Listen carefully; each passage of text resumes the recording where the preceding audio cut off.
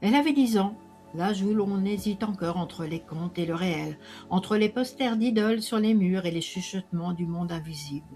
Esther vivait alors en Hongrie, dans une maison reculée, loin de tout, à peine frôlée par les autres présences humaines.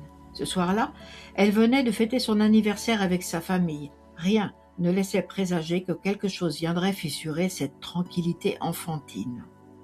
Il était 4 heures du matin lorsqu'elle se réveilla pour aller aux toilettes. Le geste était banal, mécanique.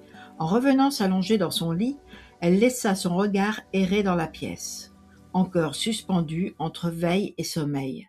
C'est alors que l'image d'un poster au mur s'illumina d'une lumière étrange, presque vive.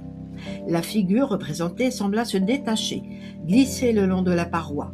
2 cercles concentriques apparurent, et dans ce silence absolu, 3 silhouettes prirent place près de son lit. Esther ne pouvait plus bouger. Elle ne tenta pas de rompre la paralysie.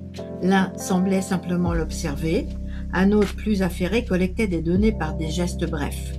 Le troisième, plus grand, restait en retrait. Il murmurait parfois et ses mots déclenchaient des actions. Un bras prolongé de fil et d'un bouton rouge s'approcha de sa tête. Esther ferma les yeux. Ce fut sa seule défense.